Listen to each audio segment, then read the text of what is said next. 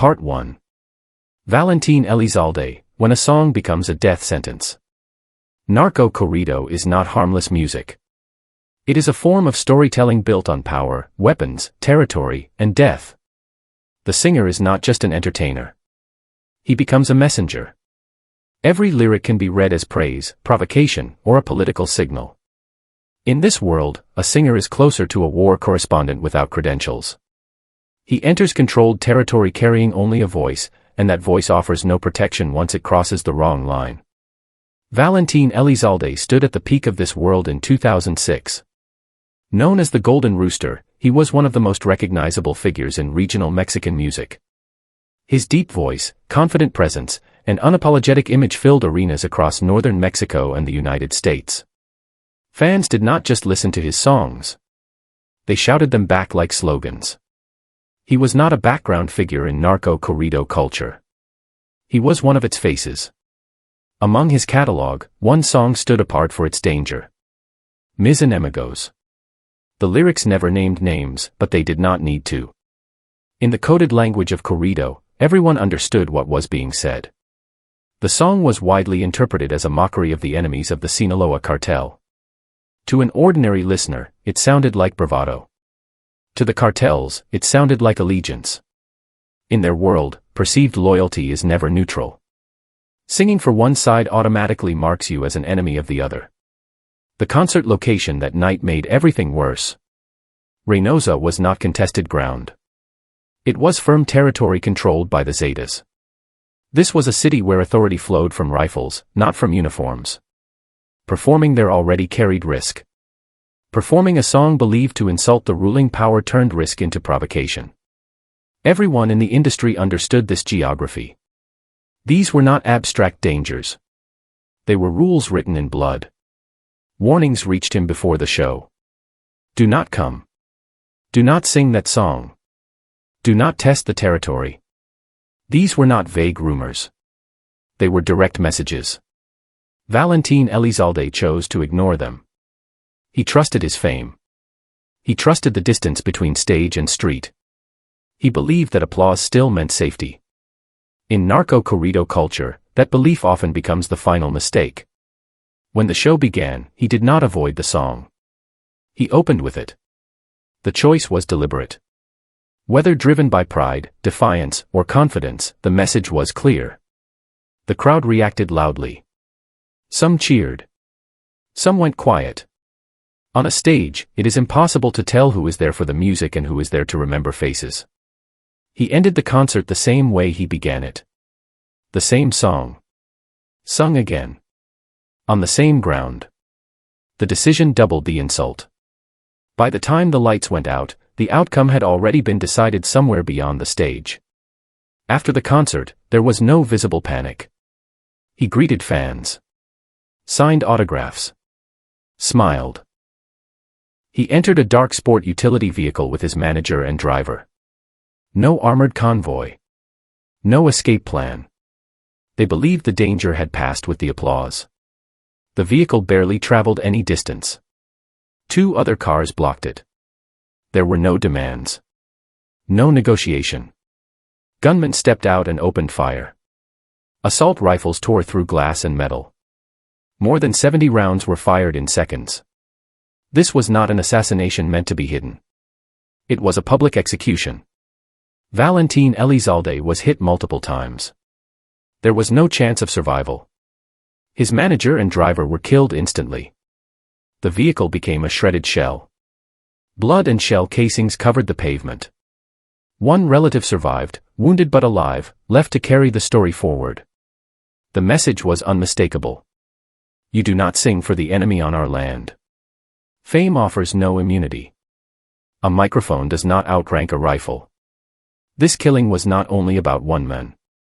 It was a warning to every singer who believed music could stand outside the war. What followed changed the industry. Graphic images circulated. The funeral drew massive crowds. He was remembered as a legend. But behind the mourning, fear spread faster. Performances were cancelled. Lyrics were altered. Some artists walked away from the genre entirely. Narco corrido shifted from folk expression into open-blood sport. Valentin Elizalde's death marked a boundary. After that night, everyone understood that a song was no longer just art. It could be read as a declaration. And declarations in this world are answered with bullets. So was it reckless arrogance, or a deliberate refusal to bow to fear? And if a single song was enough to sign a death sentence, then in the next part, what happens when a singer openly defies a cartel's orders? Part 2. Sergio Gomez, the slow death of a Duranguense star. Sergio Gomez was not a background performer. He was the public face of Capaz de la Sierra, the voice audiences recognized before the band name was even announced. His presence defined the group's sound and image. When people talked about Duranguense, they pictured his energy on stage, his connection with crowds, and the sense that this music belonged to a generation moving between Mexico and the United States. Duranguense began as a regional style rooted in migrant communities. It was fast, rhythmic, and designed for movement rather than reflection. Over time, it became more than entertainment. It turned into a cultural bridge. Dance halls in Chicago and small cities across Mexico filled with people who saw the music as proof that their identity could survive borders. Sergio Gomez stood at the center of that moment. He was not singing about weapons or territory. He sang about joy, heartbreak, and pride. That made his death harder to understand and more terrifying. The place where everything unraveled was Michoacán. At that time, the region was under the influence of La Familia Michoacana, a group that mixed organized crime with a rigid moral code and religious language. They demanded obedience and visibility. Disrespect was not corrected quietly. It was punished publicly. Music was not neutral there. Performers were expected to understand where they were and who truly ruled. A message reached Sergio before the concert in Morelia. Do not perform. Stay away. The warning was not symbolic. It was direct. In regions like Michoacán, such messages are never rumors. They are instructions. Ignoring them is understood as refusal. Why he was targeted remains debated. Some believe the band had previously performed at private events connected to rival groups. Others suggested a personal dispute tied to jealousy or a relationship that crossed invisible lines. Another theory pointed to nothing specific at all, only the idea that a high-profile artist draws attention and attention invites control.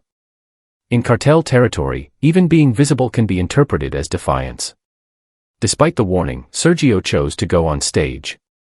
Contracts existed. Fans were waiting. Reputation mattered. There is also the quiet pressure every successful artist understands. Canceling a show can end careers. It can signal fear. In a violent environment, fear itself can become dangerous. He performed as he always did, with confidence and warmth. The concert ended without incident. No shots. No confrontation. For a moment, it seemed the threat had been empty. After the show, Sergio left the venue in a vehicle with others. The mood was relaxed. Relief hung in the air. That sense of safety did not last. Vehicles intercepted them on the road. This was not chaos. It was organized. The attackers did not demand money. They did not threaten the entire group.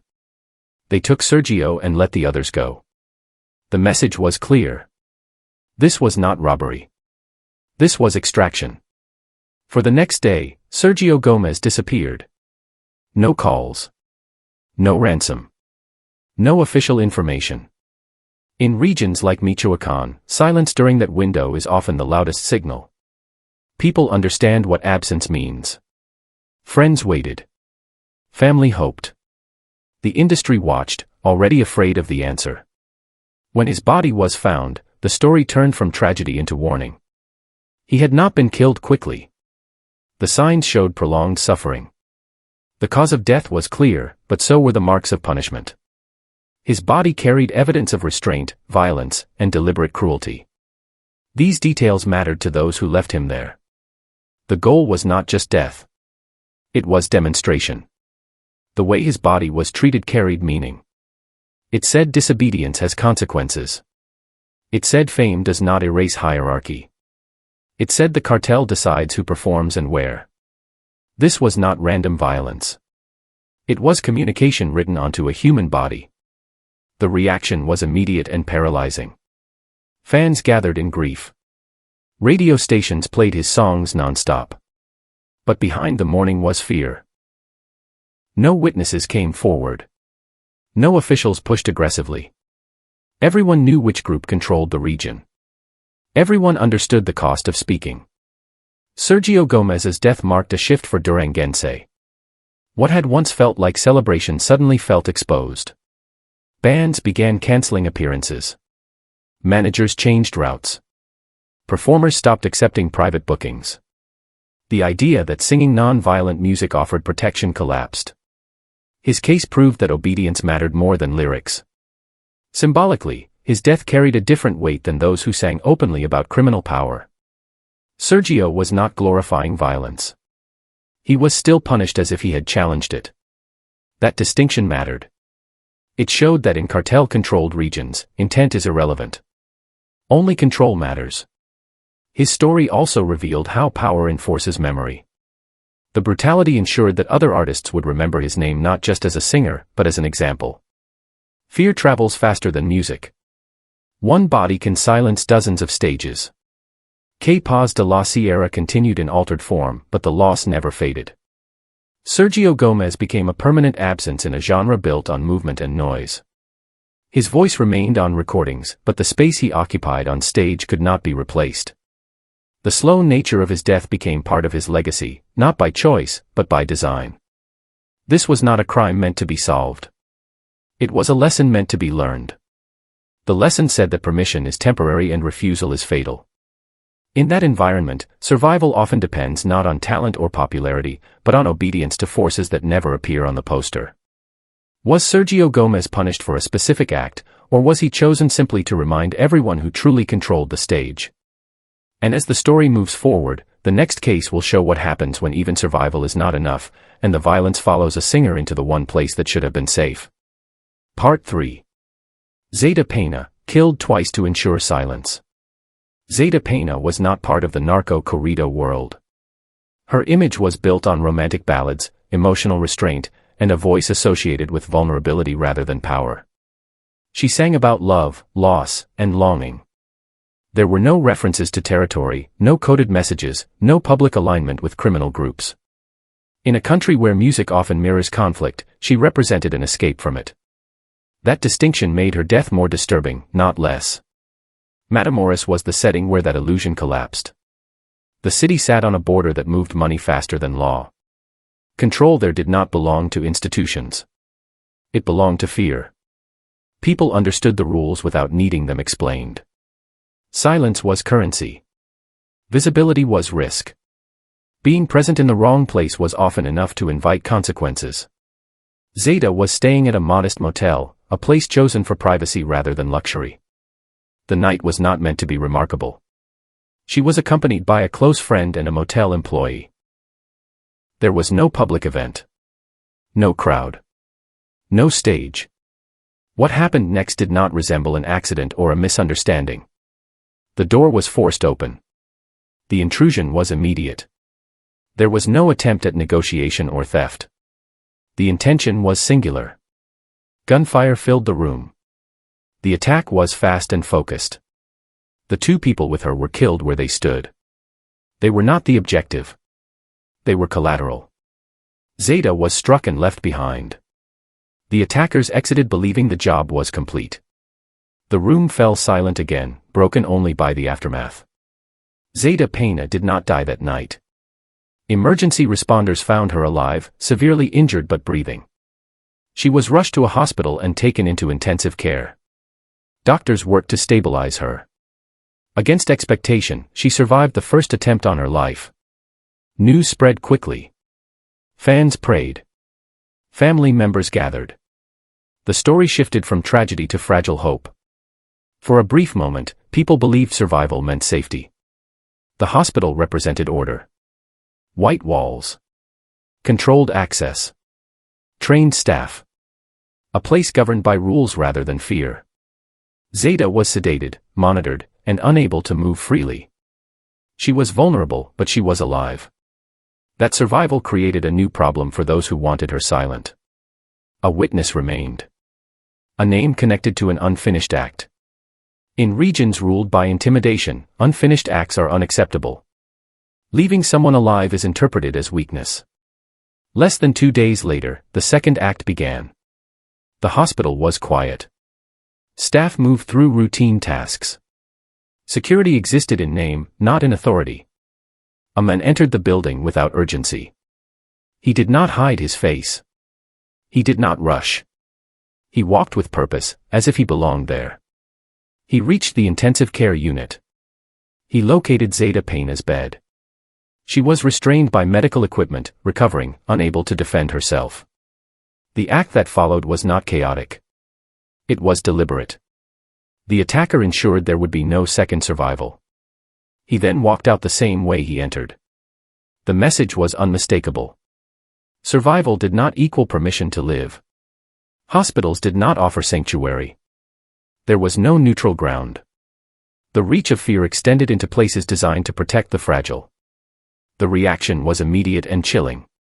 Medical staff were left shaken. Families across the city absorbed the implication. If a hospital could be entered without resistance, then no space was truly safe. The killing was not just about one woman. It was about demonstrating absolute control. Questions surfaced quietly. How did the attacker pass through? Who looked away? Was there cooperation or simply paralysis? In environments dominated by fear, the difference becomes difficult to measure. People often do not need to be instructed to remain silent. They learn it early. The motive was never officially confirmed. Rumors circulated. Some claimed a personal relationship crossed an invisible boundary. Others suggested she witnessed something she was not meant to see. There were theories of jealousy, mistaken identity, and coincidence. None of them were proven. None of them needed to be. What mattered was the method. 2 attempts. 2 locations. 1 objective. Silence guaranteed. The second killing transformed the first from an attack into a statement. It showed patience. It showed resources. It showed confidence that consequences would not follow. Zeta Pena's death changed how people understood vulnerability. She was not challenging power. She was not amplifying it. She was simply present. Her case revealed that innocence does not protect. Neutrality does not protect. Distance from criminal imagery does not protect. Her music remained gentle, but it was now framed by violence she never sang about. Listeners could no longer separate her voice from the manner of her death. The songs took on unintended weight. They became echoes of a life interrupted not by accident, but by insistence. The hospital killing marked a psychological line. Many could accept danger in streets, clubs, or private rooms. Accepting danger in a place of care required a different kind of fear. It taught people that protection was conditional and temporary. Zeta Pena was killed twice to ensure she could never speak. The second act erased doubt. It told everyone watching that mercy was not part of the equation. It also raised a question that still lingers. Not who ordered it, but how many people had to remain silent for it to happen. If silence was enforced with such precision, where does responsibility begin and where does fear take over? And in the next part, the story crosses a border to show how even distance and nationality fail to protect a singer once the music follows them home. Part 4. Tito Torbellino, When a Song Knows No Borders. Tito Torbellino was born and raised in the United States. His real name was Thomas Tovar Rascon, and his early life unfolded far from cartel strongholds. He grew up in Arizona, surrounded by American streets, American schools, and the promise that distance created safety. Music became his identity early. He learned instruments, wrote lyrics, and built a career without needing protection from anyone. He was proof that regional Mexican music could thrive outside Mexico. His rise happened on the northern side of the border. Narco corrido followed migrant communities, and Tito mastered it there. His songs spoke the language of power and bravado that audiences recognized, but he performed them in venues where the rules felt different. Clubs, festivals, and concert halls in the United States offered something close to insulation. He became a star without having to navigate cartel territory directly. Fame grew. Money followed. The danger felt abstract. Success outside Mexico created a different pressure. Authenticity. In this genre, credibility is tied to proximity. Singing about a world from a distance eventually raises questions. Fans want proof. Promoters want roots. There is a powerful pull toward the homeland, toward performing where the stories originate. For artists like Tito Torbellino, returning south is framed as a rite of passage. It promises legitimacy, deeper respect, and connection to tradition. That promise is often lethal. By the time he traveled to Sonora, his career was established. He did not move like someone afraid. He dressed well. He traveled openly. He posted his life publicly. He was confident that his American citizenship, visibility, and popularity placed him beyond danger. The border had always been a line that separated worlds. That belief did not survive the trip. The day of his death began without tension. He was in Ciudad Obregón, a city familiar with violence but also daily routine. Families ate lunch. Businesses stayed open. Tito entered a restaurant known for being busy and visible. It was not hidden. It was not isolated. He sat with friends, relaxed, unguarded. There was no sense of urgency. Nothing suggested that he was being watched. The attack happened quickly. Several men entered the restaurant with purpose. They did not speak. They did not hesitate. Their focus was singular. The act itself was brief and precise. They did not target anyone else. They did not create chaos beyond what was necessary. Within moments, they left as calmly as they arrived. Witnesses reacted in shock. Some dropped to the floor. Others froze.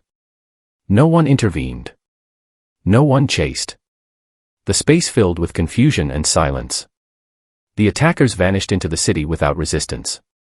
The public nature of the location was not a deterrent. It was part of the message. Emergency services arrived, but there was nothing to reverse. Tito Torbellino died where he sat. News traveled fast. Within hours, fans in the United States and Mexico learned that a singer who had built his career across the border had been killed in broad daylight. The disbelief was immediate. He had not been hiding. He had not been running. He had been eating lunch.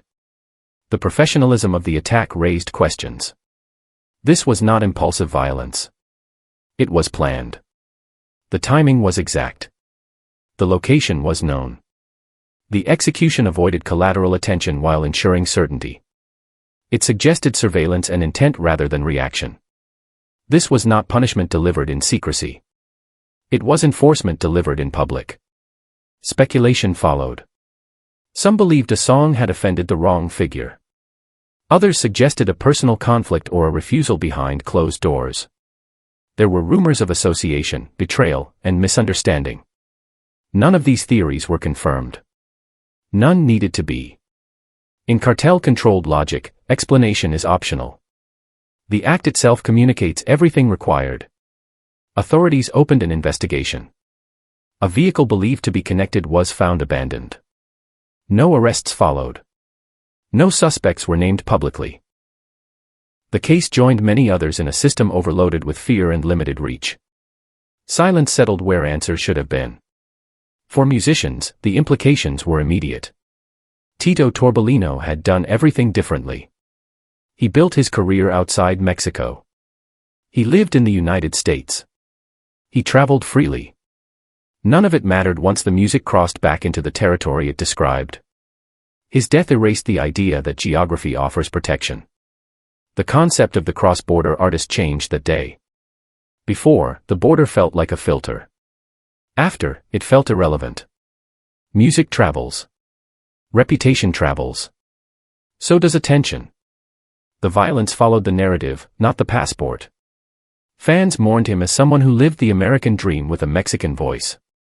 He was seen as a bridge figure, someone who proved that culture could move without danger. His death shattered that illusion. It showed that once an artist adopts the language of power, that power eventually answers back. Tito Torbellino did not die because he lived in Mexico. He died because he sang about a world that does not respect distance. The border failed to separate art from consequence. His life became evidence that in this genre, there is no safe side. The lesson was clear and chilling. You can leave the country. You can build success elsewhere. But if your songs belong to the war will find you.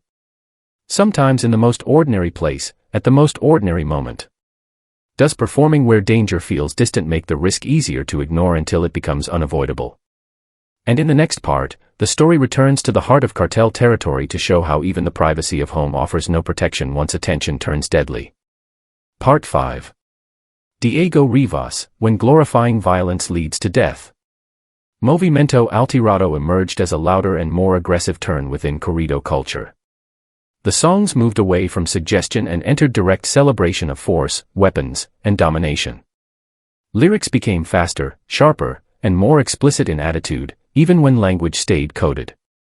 The movement appealed to a younger audience raised around constant imagery of conflict. It promised realism. It promised fearlessness. It promised proximity to power. Diego Rivas became one of the most recognizable voices of that wave. He was young, confident, and charismatic. His image fit the moment. Handsome, energetic, and visible on social media, he represented a generation that did not whisper. He sang about armored convoys, loyalty, and hierarchy. His voice traveled through cars, clubs, and private gatherings.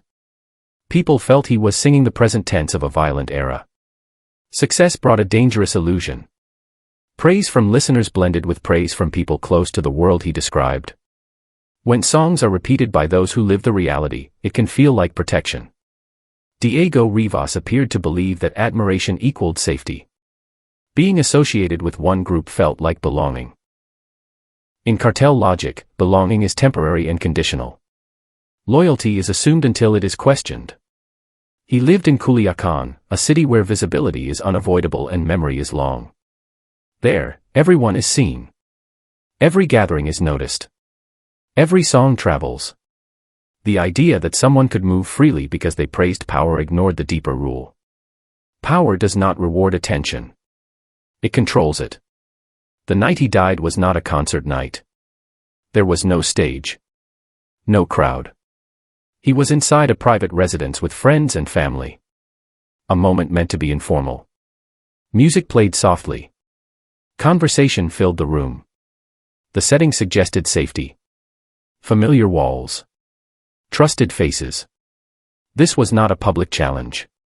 It was a pause. That pause ended violently. Armed men arrived after midnight. They did not knock. They did not announce themselves. The entry was forceful and immediate.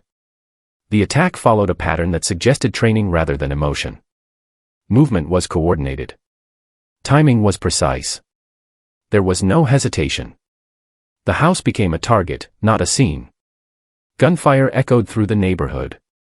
Neighbors did not intervene. In places like Culiacan, people learn to stay still when noise breaks the night. Within minutes, the attackers were gone. The damage was complete. Diego Rivas died there, along with others inside the home. Friends and relatives who were not singers, not symbols, not visible beyond that night. Their presence did not matter. The attack was not selective once it began. This was not a warning shot. It was removal. Authorities arrived later. The scene told its own story. Shells scattered. Walls marked. Silence heavy. No suspects followed. No witnesses spoke. The investigation stalled where fear always stalls it. Files were opened. Answers never came. Rumors filled the space left by facts. Some said a song had gone too far. That a lyric praised the wrong figure or hinted at superiority where none was allowed. Others claimed he had performed privately for one side and was punished by another. There were whispers of envy, betrayal, and misunderstanding. In that environment, any explanation can survive because none can be proven. What mattered was not which rumor was true, but what the outcome demonstrated. Celebrating violence does not grant control over it. Singing about power does not place you above it. The same imagery that attracts attention also attracts correction. The silence after his death spoke clearly.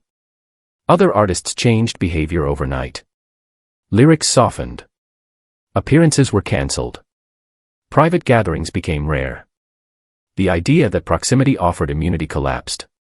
If someone who praised the system could be eliminated so thoroughly, no one stood above risk. Diego Rivas became a symbol of consumption by one's own narrative. He sang about dominance and was erased by it. The violence he described turned inward. The movement that promised relevance delivered consequence. There is a deeper discomfort in his case. It forces a question about responsibility. When an artist amplifies brutality, does he merely reflect reality or help normalize it? When music becomes celebration rather than observation, where does expression end and endorsement begin? His death did not answer that question. It sharpened it. It showed that the environment he described was not fictional and not forgiving. The audience could turn away. The singer could not. Diego Rivas left behind recordings that still circulate. They sound different now. Not because the lyrics changed, but because the ending is known. The bravado collapses into hindsight. The confidence feels fragile. The promise feels false. This was not a tragedy caused by misunderstanding. It was a collision between narrative and power. The story consumed its storyteller. When music turns violence into identity, can the artist ever step outside the world he creates? And in the next part, the story escalates further, revealing how excess force itself becomes a message when hundreds of shots are used to erase one life in public. Part 6. Luis Mendoza, 300 Bullets to Erase a Man. Luis Mendoza was young, visible, and fast rising. As the lead voice of Los Ronaldos, he carried an image built on energy and accessibility rather than mystery. His nickname came from his cheerful presence and his ease with attention. He smiled easily, greeted fans openly, and treated success as something to be shared.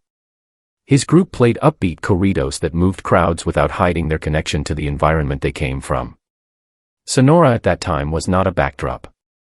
It was an active front. Rival groups competed for routes, influence, and symbols. Control shifted quickly. Alliances fractured without warning. In such a setting, visibility becomes risk. Being known is not protection. It is exposure. Every appearance can be interpreted. Every movement can be tracked. In cities like Ciudad Obregón, people understand that the street remembers. Luis embraced visibility. He shared moments of his life online. Cars, clothes, rehearsals, laughter. Nothing suggested fear. The image projected confidence and normalcy. To followers, it looked like success untouched by danger. To those who watched more closely, it looked like someone who believed attention equaled safety. In places ruled by intimidation, that belief is fragile. The day everything ended began like any other. Bright light. Busy streets. Ordinary traffic. Luis traveled with his manager in a white pickup, moving through a main avenue used by commuters and families. There was no secrecy. No altered route. No sense of urgency. He was not hiding. He was moving through the city as if the city belonged to everyone. The interception was sudden and organized. Vehicles blocked his path with precision. The street turned into a closed space within seconds. What followed was not a warning. It was final. The volume of force used went far beyond necessity. The sound echoed across blocks. Bystanders ran or froze. Phones came out. Distance became shelter. When it ended, the pickup was no longer a vehicle. It was evidence. Windows shattered. Metal torn. The scene resembled a battlefield rather than an urban street. Authorities later counted an extraordinary number of shell casings. Estimates varied, but all agreed the amount was excessive by any standard. This was not about ensuring death. It was about making a point. Luis Mendoza and his manager did not survive. There was no opportunity for escape. The choice of location and timing removed ambiguity. Daylight meant witnesses. A central avenue meant exposure. The act was meant to be seen, recorded, and remembered. In cartel culture, memory is power. The idea of overkill carries meaning. Using overwhelming force communicates anger, dominance, and finality. It says the target did not merely offend. He crossed a line that required erasure. In that language, restraint would have weakened the message. Excess becomes the message itself. Speculation followed immediately. Some said Luis had praised one side while performing in territory controlled by another. Others believed he had been pressured to align and failed to respond correctly. There were rumors of betrayal, misunderstanding, or proximity to the wrong people at the wrong time. None of these explanations were confirmed. None needed to be. What mattered was the response it provoked. Musicians across Sonora adjusted behavior overnight. Routes changed. Appearances were cancelled. Social media accounts went quiet. Managers re-evaluated every invitation. The fear was not abstract. It was visible in decisions made within hours. For the public, the impact was psychological. A busy street had become a warning sign. Daylight no longer suggested safety. The idea that violence waits for darkness lost meaning. People learned that normal life could be interrupted without notice. The city absorbed that lesson quickly. The case also challenged assumptions about proportionality. Many accepted that singers faced risk in private venues or late hours. Few expected that scale of force in a public place at a predictable time. The act shattered the remaining sense of boundary between conflict and daily life. Luis Mendoza's image changed overnight. From a rising entertainer to a symbol of excess. His recordings continued to play, but they carried a different weight. Joy became uneasy. Energy became tension. The sound of celebration could no longer be separated from its cost. The investigation did not progress far. No arrests. No public resolution. The reasons were understood without explanation. Fear limits cooperation. Silence protects survival. In regions where intimidation governs, the absence of answers is itself an answer. His death also reframed responsibility. It was no longer about which lyrics were sung. It was about how visibility interacts with unstable power. The more someone is seen, the easier they are to remove. Fame accelerates that process. Los Ronaldos did not continue as before. The loss altered the group's direction and identity. A voice was gone, but so was the sense of safety that once accompanied the stage. The space left behind was not just musical. It was psychological. Luis Mendoza was not eliminated quietly. He was erased loudly. The method ensured that no one would mistake the intent. Hundreds of rounds were not necessary to stop a heart. They were necessary to stop conversation, confidence, and denial. In a culture where excess force speaks louder than explanation, what does it mean when violence is designed to be unforgettable? And in the next part, the story turns darker still, revealing how fear can begin long before the act itself, when rumors of death become a weapon before the trigger is ever pulled. Part 7. Sergio Vega, El Shaka, denying death, then dying for real. Rumors of Sergio Vega's death began circulating long before he actually died. They moved through radio stations, online forums, and whispered conversations. In regions shaped by cartel influence, such rumors are never treated as jokes. They function as signals. Sometimes they are tests. Sometimes they are warnings. Sometimes they are psychological preparation. For Sergio Vega, known to fans as El Shaka, the rumors became a shadow that followed him everywhere. He was a major figure in regional Mexican music. His voice was strong, his image confident, his presence unmistakable. Audiences trusted him. Promoters relied on him. But behind the stage image, pressure built quietly. Each new rumor forced phone calls to family members. Each false report required reassurance. Over time, denial itself became exhausting. Living while constantly being declared dead created a unique form of fear. Months passed under that strain. Sergio continued performing, traveling, and appearing in public. Outwardly, he projected calm. Privately, the constant repetition of the same lie eroded stability. In cartel-dominated environments, rumors can serve a purpose. They make a target visible. They encourage routine. They test reactions. By the time the truth is needed, patterns are already mapped. Eventually, Sergio decided to confront the narrative directly. He agreed to a media interview. Cameras rolled.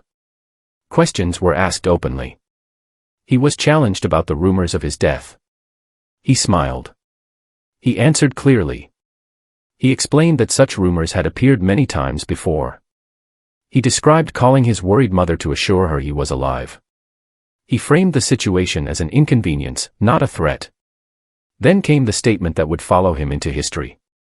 He looked into the camera and declared that he was alive. It was not dramatic. It was firm. A public reclaiming of control.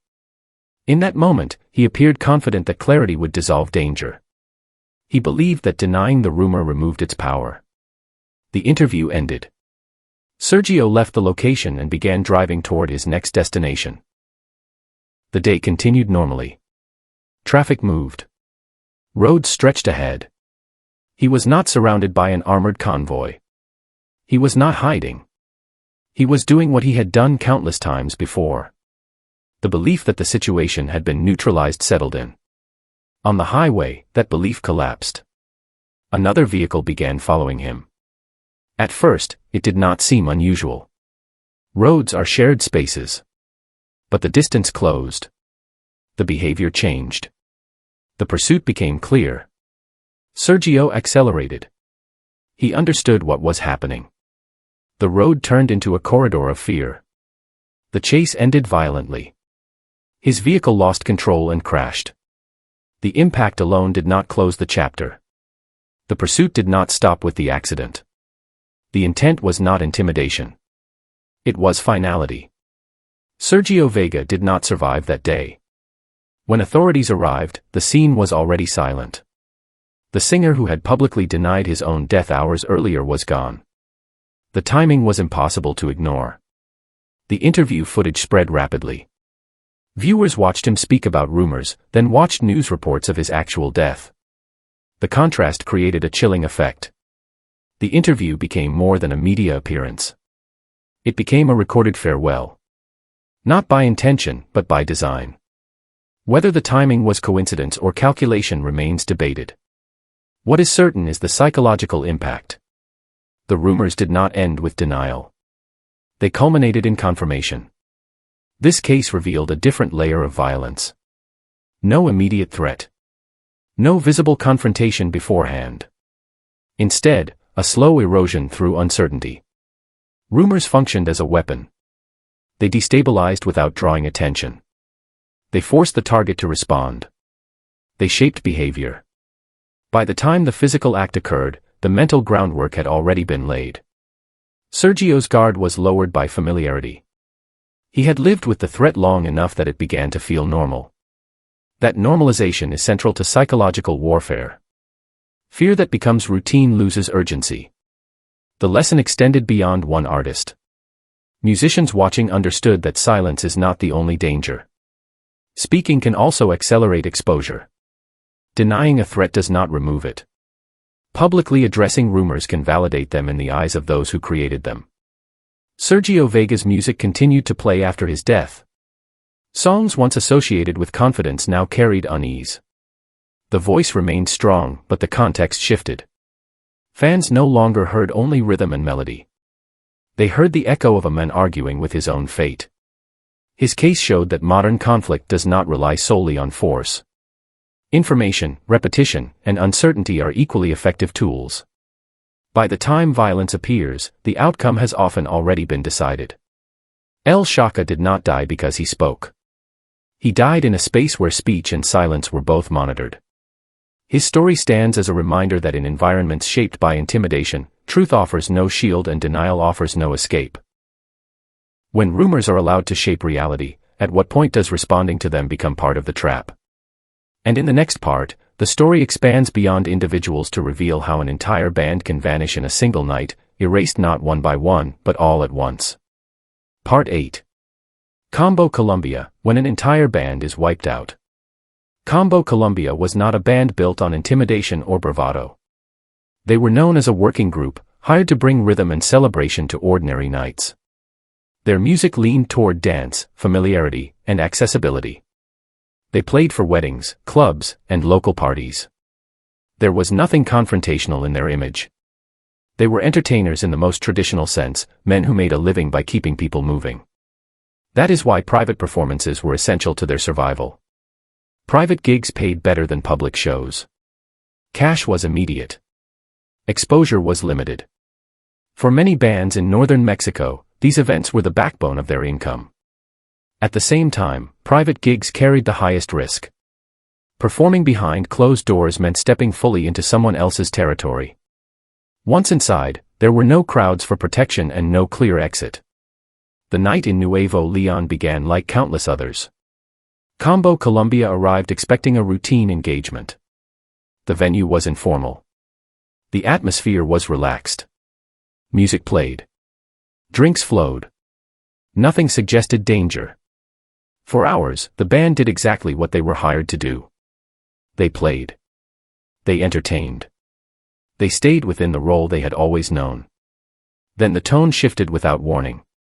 Armed men entered the space. They did not behave like guests. They did not hide. They identified themselves clearly. The presence of Zetas was not subtle. It was meant to be understood immediately. No one resisted. Resistance was never an option. The musicians were ordered to stop playing. Instruments were lowered. The sound disappeared. One by one, the members of the band and their crew were forced outside. They were not questioned there. They were not accused. They were simply removed. Vehicles waited. The band was loaded in as a group. In minutes, they were gone. What followed was not a negotiation. There was no demand for money. No attempt to contact families. This was not kidnapping for profit. It was relocation for elimination. The convoy moved away from the city into rural land. The distance created isolation. Isolation removed witnesses. They were taken to an abandoned ranch. The place was empty, chosen for that reason. The location itself carried intention. Far from roads. Far from lights. Far from help. What happened there unfolded methodically. The musicians were questioned briefly. The focus was not on their songs, but on where they had played before. Territory mattered. Associations mattered. Neutrality did not exist. In cartel logic, performance equals endorsement. Playing for one side automatically marks betrayal of another. The executions were carried out one after another. There was no chaos. There was no argument. The process was repetitive and impersonal. Bodies were disposed of immediately. An old well became a mass grave. The depth ensured concealment. The act was designed to erase rather than display. One man escaped. His survival was accidental, not merciful. In the confusion of movement, he ran. Shots followed, but darkness and distance worked in his favor. He kept moving without direction until the noise faded. Fear kept him alive. He did not stop until exhaustion forced him to.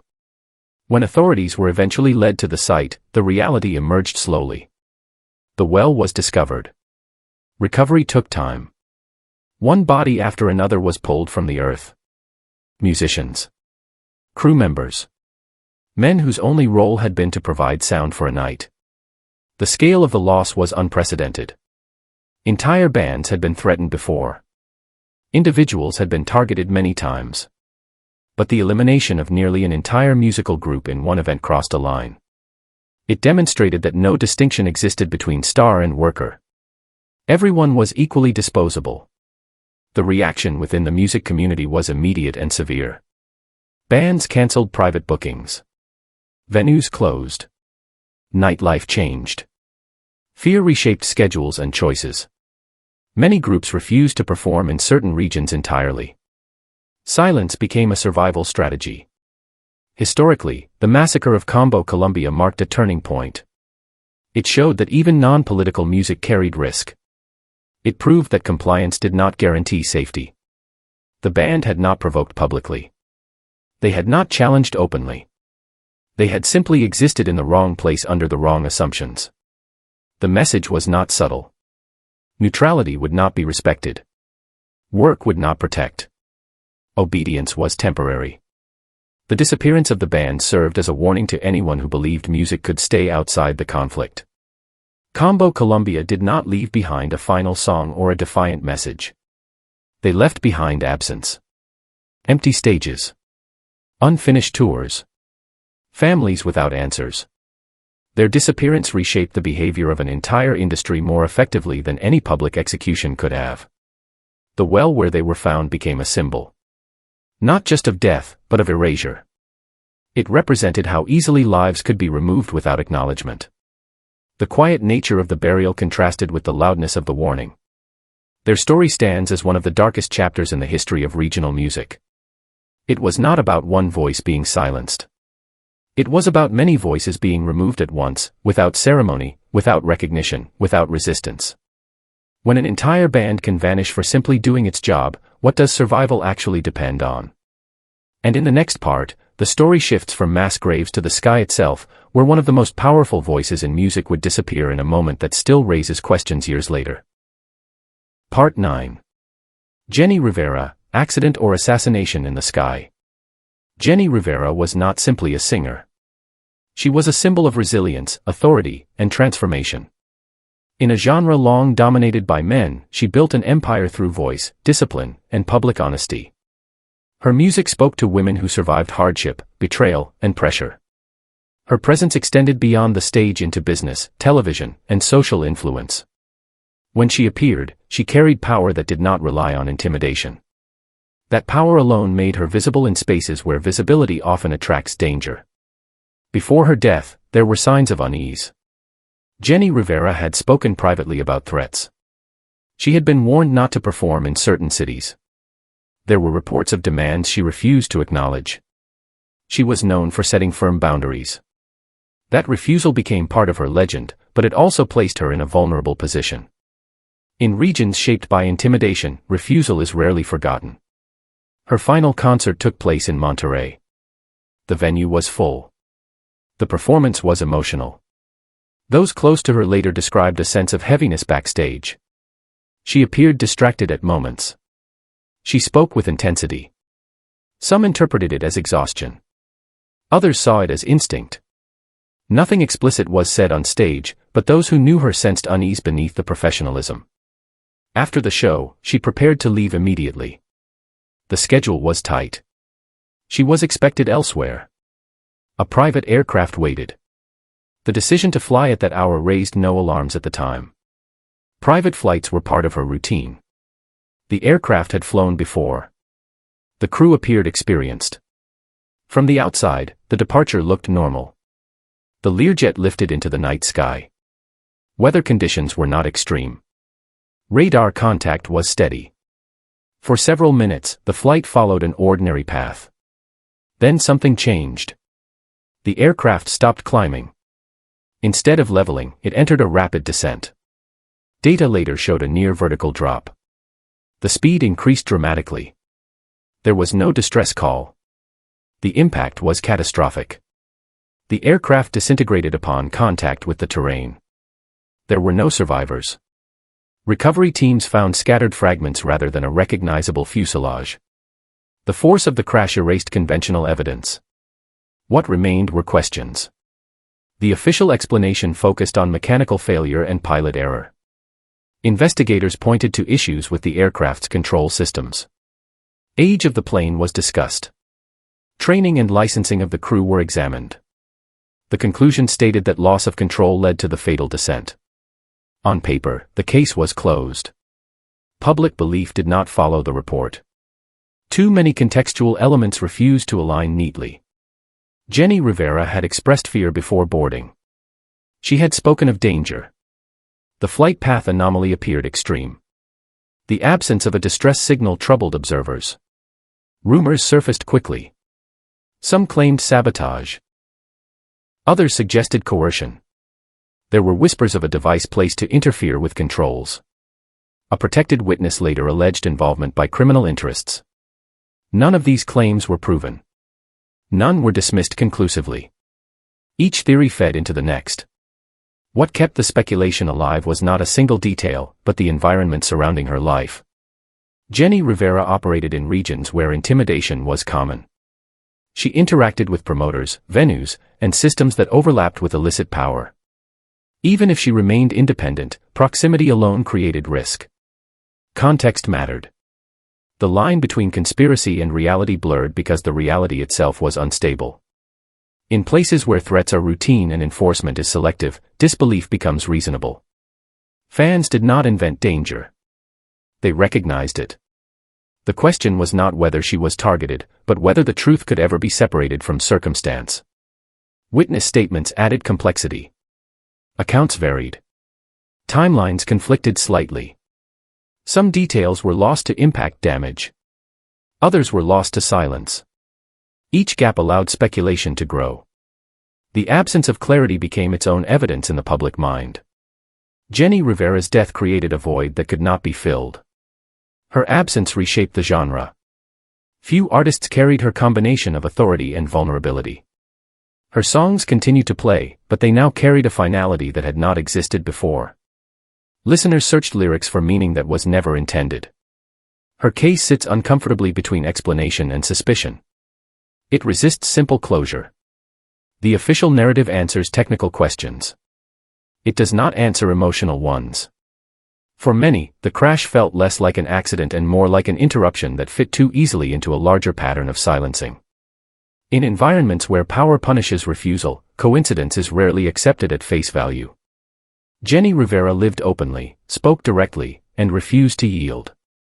Whether the crash was mechanical failure or something darker, the result was the same. A voice that carried strength vanished in silence. At what point does context become evidence when patterns repeat often enough to feel intentional? And in the final part, the story leaves the world of Cartels and enters a darker truth, where the power that silenced a singer wore a uniform and ruled an entire nation. Part 10. Victor Jara, When the State Becomes a Cartel. Victor Jara was not a pop star in the conventional sense. He was a public conscience. A teacher, a theater director, a folk singer whose work carried political meaning without needing slogans. His songs spoke about workers, farmers, dignity, and collective hope. In Chile, his voice was recognizable not because it entertained, but because it organized emotion. That made him visible to power in a way few artists ever are. The political environment surrounding him shifted abruptly. Chile entered a moment where authority no longer relied on consent. The military seized control, framing order as survival and dissent as threat. Institutions collapsed into obedience. Fear replaced debate. In that climate, artists like Victor Jara were no longer cultural figures. They were liabilities. When the takeover began, Victor Jara did not flee. He remained at the technical university where he taught, believing presence mattered. Soldiers arrived. Arrests were immediate and sweeping. There was no individual charge. Identity itself became enough. Victor was taken along with students and colleagues, not because of something he had just done, but because of what he represented. They were transported to a stadium that had once hosted sports and celebration. It was repurposed into a detention center. Thousands were held there. The atmosphere was dense with uncertainty. Armed guards watched from above. The crowd inside understood that the rules had changed and would not be explained. Victor Jara did not blend in. He was recognized. His face, his name, his voice carried weight even in captivity. Recognition turned him into a target. Treatment shifted from containment to demonstration. The intent was not only to punish him, but to dismantle what he symbolized. The abuse was deliberate. It focused on his identity as a musician. His hands, the instruments of his craft, were damaged to remove meaning, not just function. The message was precise. Silence the voice by destroying the tools. Humiliation was layered onto pain. This was not random cruelty. It was symbolic enforcement. In that space, something unexpected occurred.